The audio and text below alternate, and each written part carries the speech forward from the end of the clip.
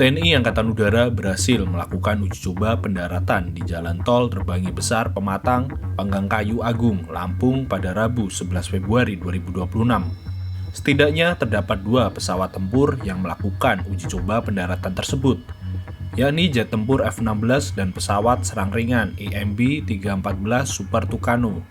Uji coba ini sekaligus mencatatkan sejarah baru dalam pemanfaatan infrastruktur sipil sebagai landasan udara darurat untuk memperkuat sistem pertahanan nasional. Uji coba ini bukan tanpa resiko. Wakil Menteri Pertahanan Doni Hermawan Taufanto yang menyaksikan langsung latihan tersebut menyoroti adanya tantangan teknis yang cukup signifikan. Salah satunya terkait lebar landasan yang dinilai jauh di bawah standar operasional penerbangan militer, sehingga membutuhkan perhitungan dan presisi tinggi dalam setiap manuver. TNI Angkatan Udara sudah menyiapkan penerbangnya yang profesional. Karena seperti kita ketahui ini jalan tol ini adalah lebarnya hanya 24 meter. Kalau untuk mobil mungkin cukup luas 24 meter, tapi untuk pesawat itu sangat mepet ya. Biasanya kita mendarat di 45 meter atau 60 meter, tapi dengan 24 meter ini cukup riskan. Dan alhamdulillah penerbang TNI Angkatan Udara sudah dilatih untuk landing di runway yang sempit. Dan alhamdulillah semuanya berhasil sehingga selamat. Kepala Staf TNI Angkatan Udara Tony Harjono mengungkapkan bahwa keberhasilan pendaratan di tol terpeka khususnya di wilayah Kabupaten Mesuji ini merupakan hasil koordinasi panjang.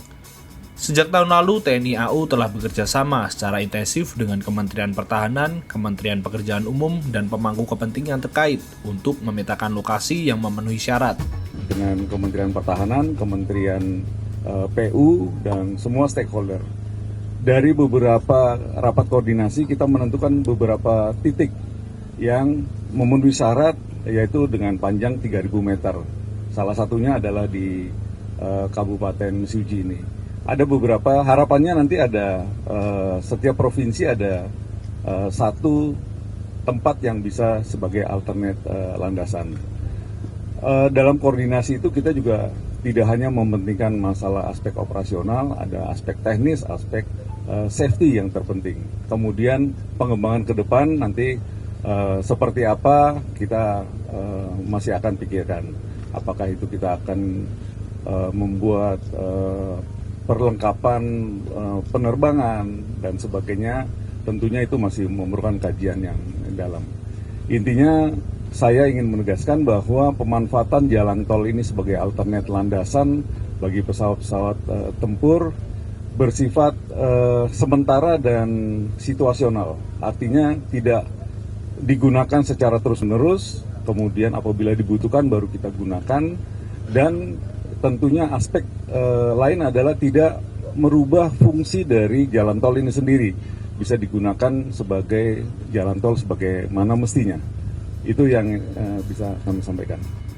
Jalan tol terpeka yang membentang sepanjang 189 km dipilih karena memiliki karakteristik khusus. Terdapat beberapa ruas lurus tanpa hambatan fisik seperti jembatan penyeberangan orang, gerbang tol, atau tiang listrik tegangan tinggi sepanjang lebih dari 3 km. Spesifikasi ini memenuhi standar minimum penerbangan militer untuk pendaratan jet tempur supersonik. Dengan keberhasilan pendaratan tersebut, ruas tol Trans Sumatera kini resmi masuk dalam peta strategi pertahanan nasional. Infrastruktur sipil ini disiapkan sebagai fasilitas cadangan yang dapat dengan cepat dikonversi menjadi pangkalan udara apabila terjadi situasi darurat atau kebutuhan militer mendesak.